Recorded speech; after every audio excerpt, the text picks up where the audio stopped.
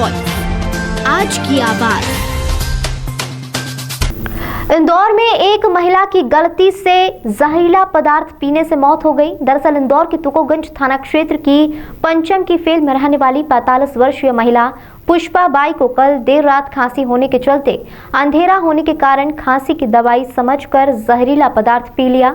इससे उसकी तबीयत बिगड़ी और परिजन उसे अस्पताल लेकर पहुंचे, जहां इलाज के दौरान महिला की मौत हो गई।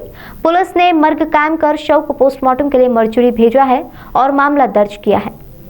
हाँ, तुकोगंज थाना पे पुष्पा बाई की कल मृत्यु की सूचना आई थी, तो तुकोगंज थाना पे मर्ग कायम करा। उसमें पॉइजन पी लिया उन्होंने, ऐसा परिजनों का कहना है कि पॉइजन पी लिया उन्होंने गलती से। कहाँ की रहने वाली थी ये गोमा की फील्ड। क्या उम्र थी इनकी? इनकी उम्र लगभग कितनी है? 45 से। घरेलू महिला ही थी, घर का ही काम करती थी वो।